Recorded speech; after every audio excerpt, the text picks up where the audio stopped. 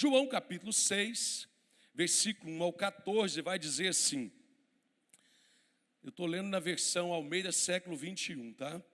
Depois disso, Jesus partiu para o outro lado do mar da Galileia, também chamado Tiberíades. E uma grande multidão o seguia, porque vira os sinais que ele operava nos doentes. Então Jesus subiu ao monte e sentou-se ali com seus discípulos. A Páscoa, a festa dos judeus, estava próxima. Levantando então os olhos e vendo que uma grande multidão se aproximava, Jesus disse a Filipe: onde compraremos pão para que comam? Jesus, porém, disse isso para colocá-lo à prova, pois sabia bem o que estava para fazer. Filipe respondeu-lhe: 200 denários de pão não são suficientes para que todos recebam um pouco. Disse-lhe André, um dos discípulos, irmão de Simão Pedro: aqui está um rapaz que tem 5 pães de cevada e 2 peixinhos. Mas o que é isso para tanta gente? E Jesus ordenou: fazei o povo assentar-se. E havia muita grama naquele lugar. Sentaram-se os homens em número de quase 5.000. Jesus então tomou os pães e, havendo dado graças, repartiu-os à vontade entre os que estavam sentados, e fez o mesmo com os peixes. E quando todos ficaram satisfeitos, disse aos discípulos: recolhei os pedaços que sobraram, para que nada se perca. Eles recolheram os pedaços e encheram 12 cestos com pedaços dos 5 pães de cevada que sobraram aos que haviam comido. Quando aqueles homens viram o sinal que Jesus realizara, disseram: este é verdadeiramente o profeta que haveria de vir ao mundo. Querido, nós estamos diante de um texto do relato da multiplicação, né? A primeira multiplicação dos pães.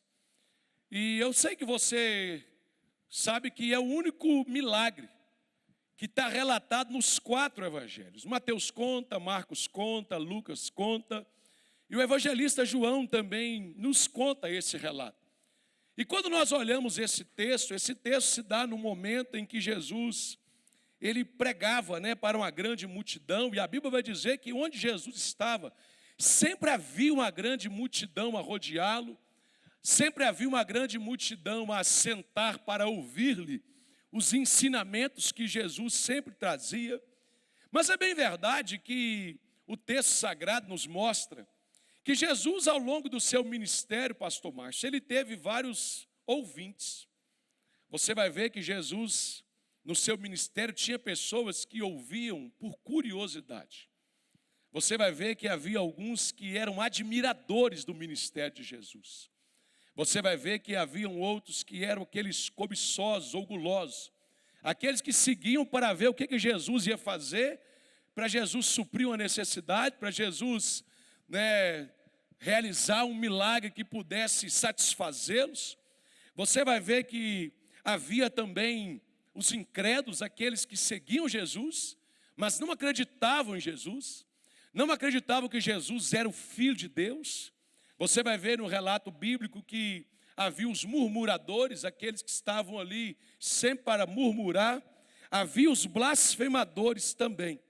Mas nessa noite nessa manhã, eu gostaria, nesse texto, aonde eu poderia falar sobre esses tipos de ouvintes que aqui estavam.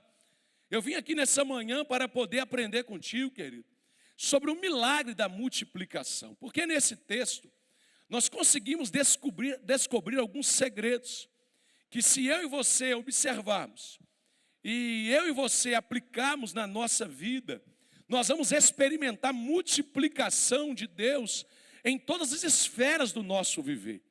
E quando eu olho esse texto, a primeira verdade espiritual que eu aprendo, para que a gente possa viver a multiplicação, A gente precisa aprender a semear no tempo difícil. Diga comigo, eu preciso aprender a semear no tempo difícil. O texto vai dizer que uma multidão seguia Jesus em razão dos seus milagres. O versículo 2 diz isso. E uma grande multidão seguia, porque vira os sinais que ele operava nos doentes. Ou seja, nesse momento eram pessoas oriundas de todas as partes de Israel.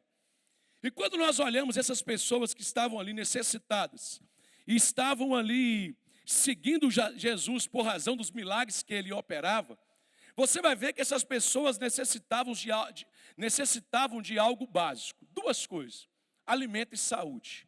Muitos seguiam para poder saciar a fome, e muitos seguiam porque tinham suas enfermidades, e alguns acreditavam, quase todos acreditavam, que Jesus poderia curá-los, poderia transformar a doença em saúde. E foi nessa circunstância que Jesus realizou esse milagre da multiplicação. Então, quando nós olhamos aqui, e a gente observa que nós precisamos aprender a semear no tempo difícil, a gente precisa entender algumas coisas aqui. Primeiro, tempo difícil possibilita o agir de Deus. No tempo difícil, Deus pode agir de uma maneira, e a gente pode valorizar a sua ação, de uma maneira que às vezes no tempo da bonança a gente não consegue vislumbrar isso que o Senhor faz. Sabe por quê? Porque semear em tempo de prosperidade, quando tudo está mil maravilhas, é muito fácil. A gente semear, a gente ter liberalidade no tempo da facilidade é muito fácil. Mas eu tenho aprendido que desafiador e algo extraordinário é semear no reino de Deus no tempo da carência, no tempo da escassez. Às vezes quando nos faltam recursos, às vezes quando as portas se fecham. Eu estava pensando nisso essa semana, e o texto que me veio à mente, à memória, foi aquela passagem lá no livro histórico, do livro 1 Reis, no capítulo 17, a partir do versículo 8, a Bíblia conta a história da viúva de Sarepta.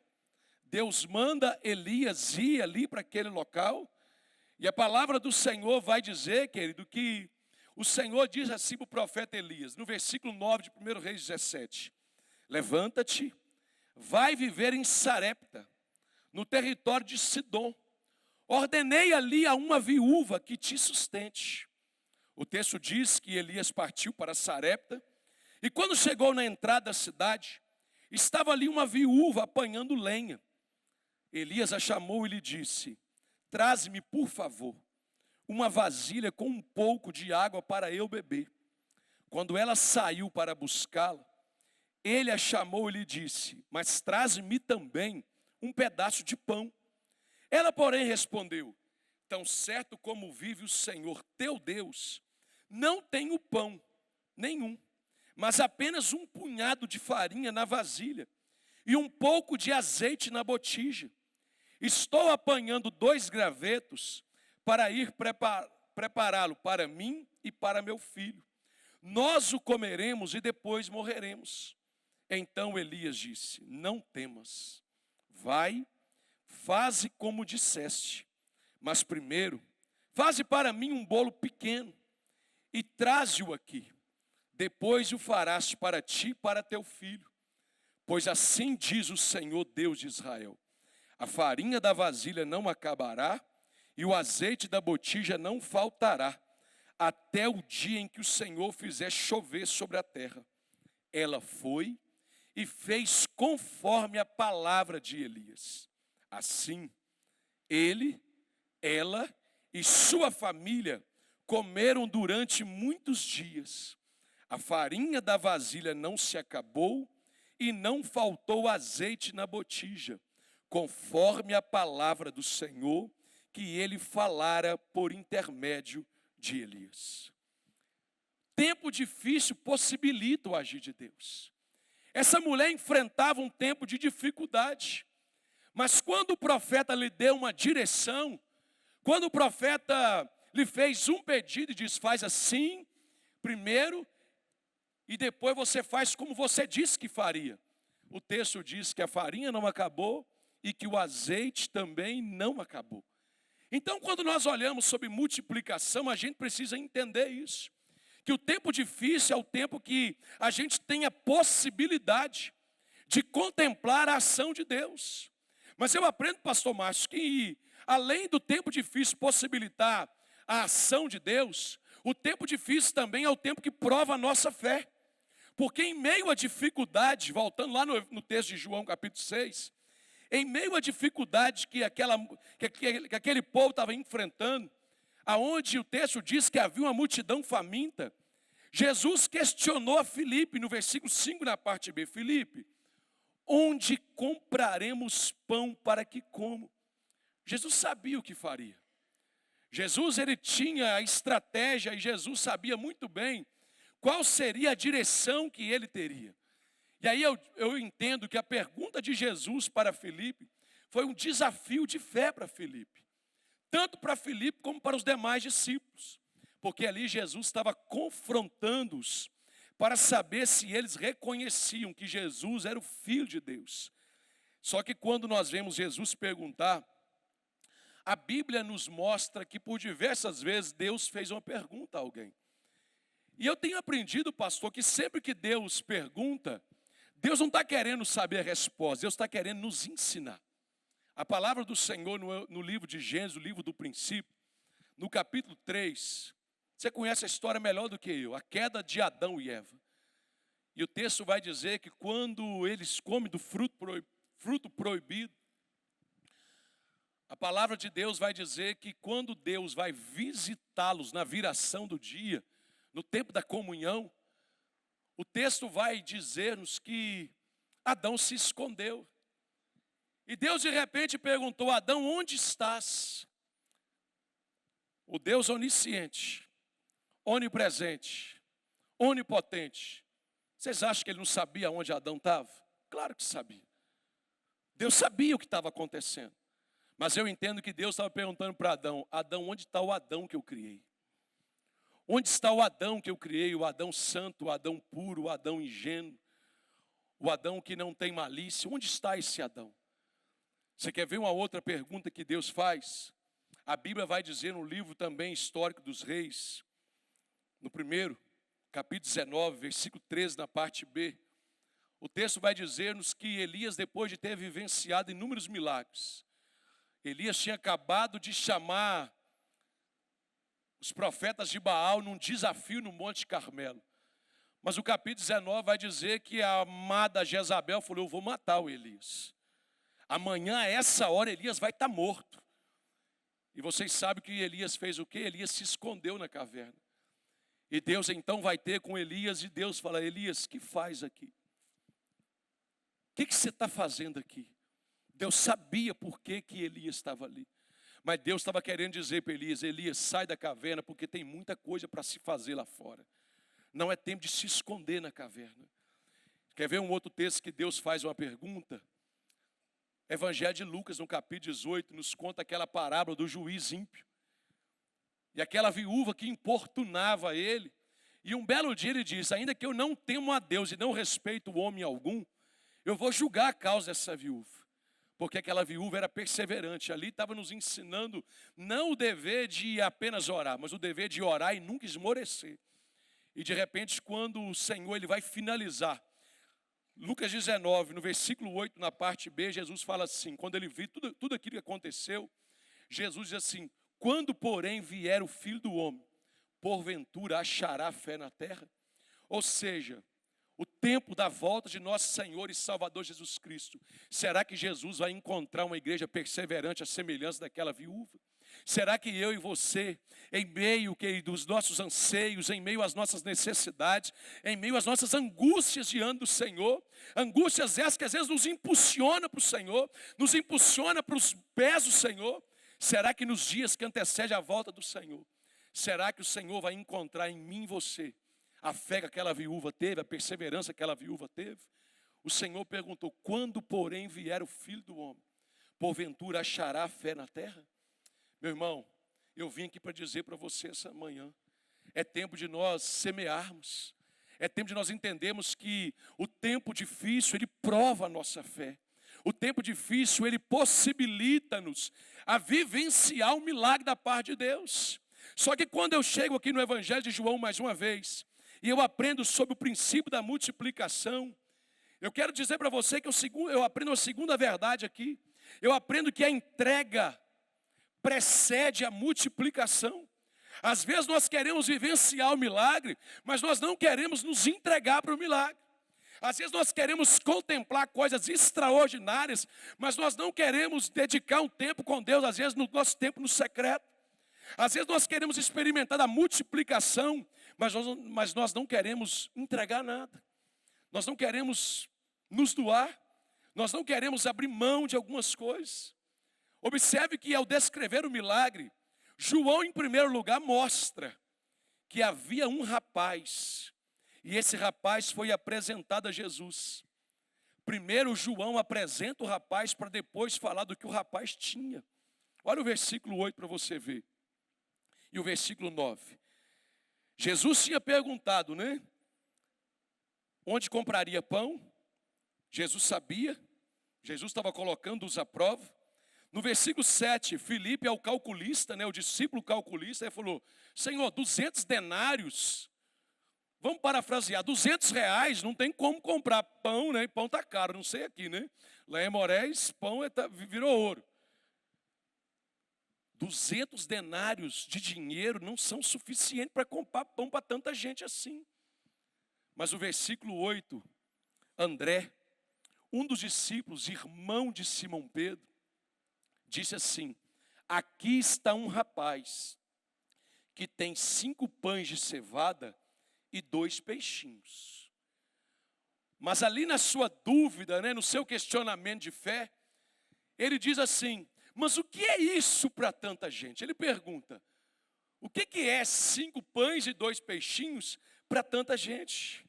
Meu irmão, deixa eu te falar uma verdade nessa manhã. O que importa para Deus é que a nossa entrega anteceda a entrega daquilo que nós temos.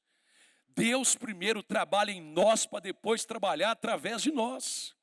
Deus primeiro trabalha naquilo que nós somos para depois trabalhar naquilo que nós podemos ser, querido. O menino trazia 5 pães e 2 peixinhos. Há quem diga, pastor, que era o alimento dos pobres. Porque era 5 pães de cevada, não tinha o valor do outro pão de trigo. E há quem diga que os 2 peixinhos era sardinha, que não tinha o mesmo valor de um outro peixe. Mas a gente vai ver aqui que aquele menino se apresentou com aquilo que tinha. E aí eu começo a pensar, era um pequeno lanche. Era um lanche que ele tinha, ele poderia dizer, não, o lanche é meu. Foi a mamãe que preparou a lancheira. Esse lanchezinho é meu. Ele poderia se omitir. Ele poderia ocultar a sua provisão, mas não. Quando eu olho para a vida desse rapaz, que a Bíblia não traz nome dele, mas eu vejo, querido, que a situação que ele vivenciou juntamente com toda aquela multidão, o levou a ter coragem de sair do seu anonimato e se apresentar diante de Jesus. Meu irmão, deixa eu te falar uma coisa. O céu está clamando por alguém que seja resposta para a sua geração. O céu está esperando, Deus está esperando alguém que pode ser resposta para a sua geração. Aquele menino ali foi resposta para que toda aquela multidão tivesse a sua fome saciada. Meu irmão, eu quero dizer algo para você nessa manhã. Vocês têm feito um trabalho relevante, maravilhoso na cidade de Manhuaçu. Mas eu vim para dizer para vocês essa manhã, existe muito ainda a ser conquistado. E o céu está clamando por aqueles que podem nessa manhã dizer, eis-me aqui. Tem alguém aqui nessa manhã que diz, eis-me aqui? O céu está esperando, querido. O céu está esperando por esse tipo de pessoa. E quando eu olho esse rapaz, eu vejo, irmão Tony, algumas características que Jesus encontrou naquele rapaz e que Jesus também espera encontrar em nós. Primeira, alguém que vença a vergonha e as limitações. Aquele menino venceu a vergonha da visibilidade. Eu imagino que ele teve que se posicionar à frente de milhares de pessoas. Ele teve que vencer a vergonha da rejeição. Alguém poderia dizer, menino, volta para lá, 5 pães, 2 peixes. Você está louco? O que você está fazendo aqui? Mas aquele menino se apresentou, querido. Deus simplesmente precisa de rapazes, de moças, que acredite nele, entregue o que tem. Sabe por quê? Se você entregar o que você tem, o resto é com ele. Você crê nisso? Se nós entregarmos o que nós temos, o resto é com Ele. Às vezes nós queremos entender Deus demais. Eu vim dizer para você essa manhã, a gente precisa obedecer o Senhor. Todos nós que aqui estamos temos nossas limitações. Limitações físicas, limitações financeiras, limitação talvez de conhecimento, entre tantas outras limitações. Mas eu preciso dizer para você, isso não tem poder de nos impedir, irmão Gabriel, de nós vivermos o nosso chamado. As nossas limitações não podem nos impedir de nós vivermos o nosso chamado. Sabe por quê, querido? É Deus que nos chama, é Deus que realiza, é Deus que capacita, é Deus que pega aquilo que nós temos, querido, e faz além do que nós podemos esperar. Quando eu olho esse texto aqui, vejo que Deus está esperando características que Ele encontrou nesse rapaz.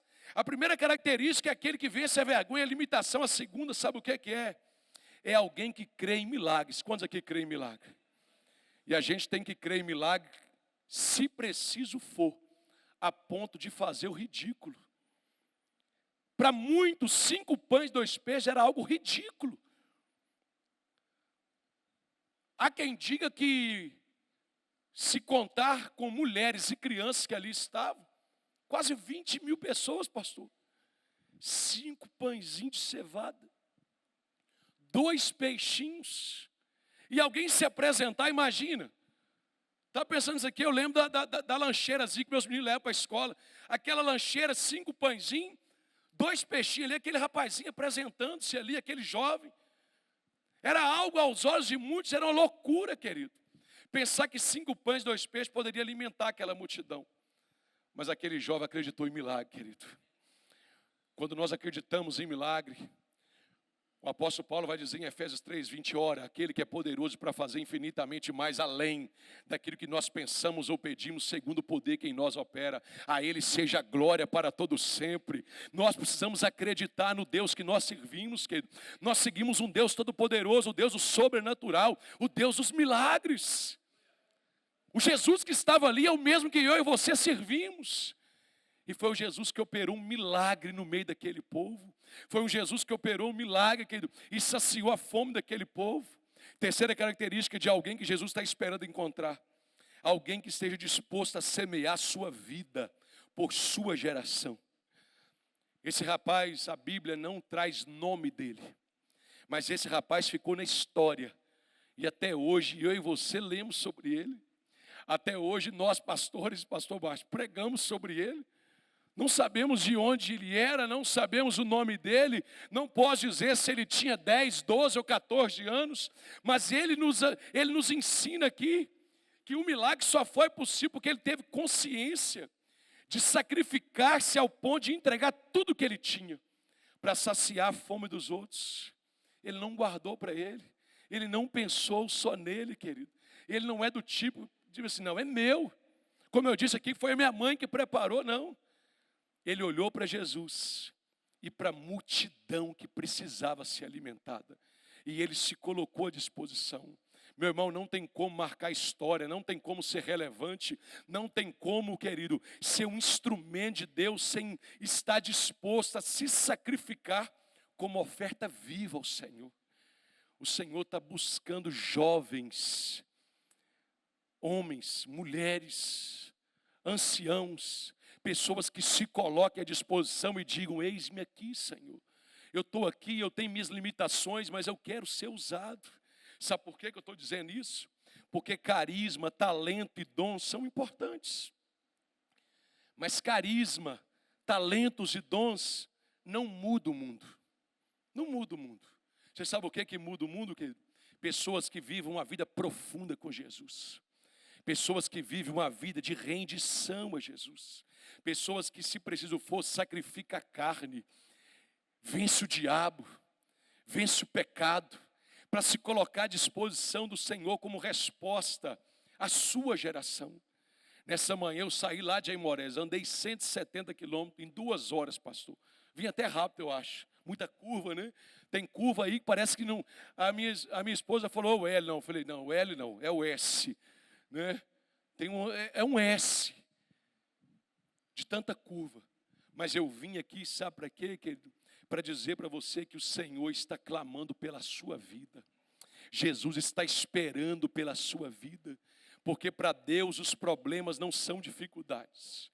Para Deus os problemas são oportunidades para que a glória dele se manifeste. Aleluia.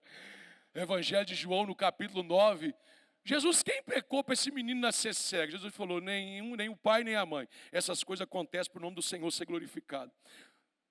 Evangelho de João no capítulo 11. Marta e Maria, Senhor, se eu estivesse aqui, meu irmão não teria morrido.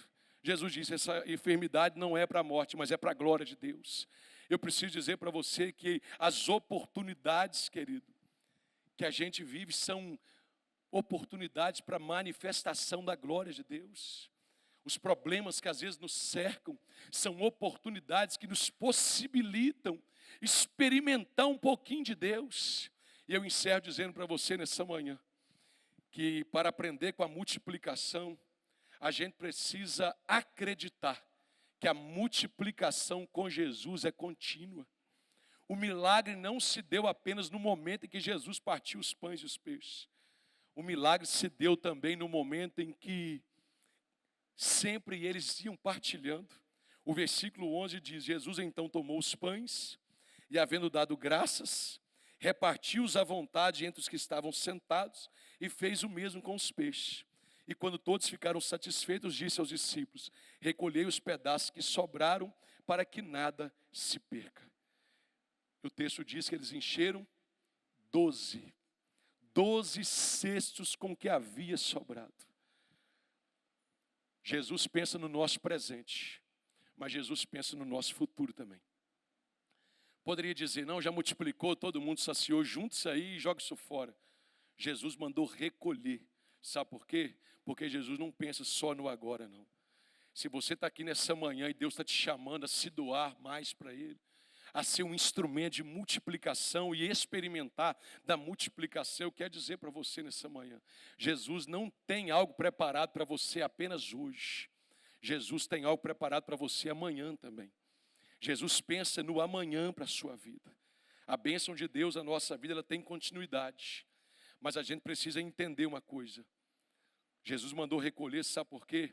Porque Deus, o Senhor, não investe em quem é desperdiçador. O Senhor não investe em quem é desperdiçador, em quem é esbanjador. Nessa manhã, querido, eu quero orar pela sua vida, se o pastor Márcio me permite. Eu gostaria que você se colocasse de pé. Eu não sei em que área que você está precisando viver uma multiplicação. Como eu disse, eu sei que essa igreja aqui é uma igreja multiplicadora. Eu sei que essa igreja aqui hoje, para a honra e glória do Senhor, honrando a vida, o trabalho da igreja, Deus tem levantado o pastor de vocês como um pregador aí, um conferencista na igreja multiplicadora. Sabe por quê? Porque aqui existem muitas pessoas que têm multiplicado junto com ele. Igreja não se faz sozinho, irmão. Ministério pastoral, ministério na vida espiritual, não existe carreira solo. Essa igreja só tem alcançado o que tem alcançado, não é porque Deus tem dado uma visão para o pastor apenas, mas é porque você que está aqui nessa manhã tem comprado essa visão. É porque você que está aqui nessa manhã tem abraçado essa visão. É porque você que está aqui nessa manhã tem feito parte daquilo que a mão de Deus está fazendo nesse tempo. Mas eu não sei qual é o nível da sua entrega. Talvez Jesus nessa manhã está te convidando a se entregar mais um pouquinho. Talvez Jesus nessa manhã está te convidando, querido, a fazer o ridículo se for preciso. Acreditar mais um pouquinho nele. Acreditar que ele pode fazer um milagre. Acreditar, querido, que o tempo difícil que talvez tu esteja vivendo, talvez é a oportunidade que o Senhor está te propiciando para você experimentar mais de Deus. Jesus está nesse lugar, querido. O Jesus que estava ali à margem, né, do mar de Tiberíades. Aquele Jesus que estava ali e contemplou aquela multidão faminta. Eu disse, ali tinha curioso, ali tinha murmurador, ali tinha incrédulo, ali tinha todo tipo de ouvinte. Mas Jesus viu uma multidão. E o evangelista Marcos, quando conta esse milagre, Marcos diz que Jesus olhou para eles como ovelhas que não tinha pastor. E foi movido por íntima compaixão que Jesus supriu a necessidade daquele povo. O Senhor me trouxe aqui para dizer para você que nós precisamos nos mover de íntima compaixão, para que muitos possam ter a sede saciada. Nós cantamos aqui, né? Quero beber do teu rio, Senhor, sacia a minha sede, lava o meu interior. Essa manhã é uma manhã de renovo para a sua vida, é uma manhã de renovo para a sua caminhada da multiplicação. Feche seus olhos. Pai, em nome de Jesus, eu quero glorificar, ó Deus, o Senhor por uma oportunidade tão rica. Está aqui, ó Deus, com essa igreja tão linda, Deus. Eu não digo linda apenas, ó Pai, esteticamente, mas uma igreja linda aos teus olhos, ó Pai, com um pastor lindo, um instrumento do Senhor, que o Senhor tem levantado nesse tempo, ó Pai, para propagar, ó Deus, a boa nova de Cristo, para propagar, ó Deus, o reino do Senhor na cidade de Manhuaçu e nas cidades, ó Pai, circunvizinhas. Ó Deus, eu sei tudo quanto o Senhor tem feito nesse lugar, mas eu quero te dizer, ó Pai, que hoje, nessa manhã, é uma manhã que o Senhor me traz aqui, ó Deus, talvez para falar em corações aqui de uma maneira muito específica. Vidas, ó Deus, que aqui se encontram e que necessitam, ó Pai, de uma visão do Senhor. Necessitam nessa manhã ser encorajados pelo Senhor. Necessitam nessa manhã de experimentar, Deus, mais e mais de Ti. Eu te peço, Deus querido, onde há um coração sedento, onde há, Deus, uma vida aberta, Deus, a fazer a Tua vontade, que nessa manhã, Deus, o Teu Espírito Santo, doce Espírito Santo, possa estar nessa manhã confortando, consolando, mas encorajando também. Possa estar enchendo nessa manhã, para que os Teus filhos saiam daqui impulsionados, Deus. Impulsionados a pregar o Teu Evangelho. Impulsionados, ó Deus, a vivenciar uma multiplicação extraordinária na Tua presença. Talvez existem vidas aqui, ó Pai, que estão vivendo tempos difíceis. Mas eu quero te dizer, ó Deus, o tempo difícil prova a nossa fé. O tempo difícil possibilita o milagre do Senhor. Ó Deus, eu quero dizer para o Senhor nessa manhã, Deus, que aqui existem vidas, ó Deus, que precisam talvez entender que a multiplicação que tanto esperam, ó Pai, ela só virá, Pai, mediante a entrega que precisa ser realizada. Eu sei que nessa manhã o Senhor está clamando por pessoas assim. O Senhor está esperando por aqueles que vão vencer a vergonha, a limitação. O Senhor está à espera daqueles que acreditam no milagre. O Senhor está à espera daqueles, ó Pai, que vão sacrificar a vida. Ó Deus, se colocar à disposição, ó Deus, semeando a sua vida por essa geração. Eu quero dizer para o Senhor nessa manhã que eu creio que a multiplicação do Senhor aqui é algo, Deus, duradouro, é algo que o Senhor iniciou. Ó Deus, e será até a volta de nosso Senhor e Salvador Jesus Cristo. Portanto, ó Deus, eu ministro, Pai, nessa manhã como instrumento nas Tuas mãos. Eu ministro, ó Pai, uma unção de encorajamento, de alegria, de fortalecimento na vida dessa igreja, de visão espiritual na vida dessa igreja, para que eles continuem olhando unicamente para o Senhor, porque o Senhor é o autor e consumador da nossa fé. Assim eu oro, ó Pai, assim eu te agradeço por essa manhã, por esse tempo, e oro em nome de Jesus. Se você crê, você pode dizer amém. Você pode dizer, eu creio. Aleluia.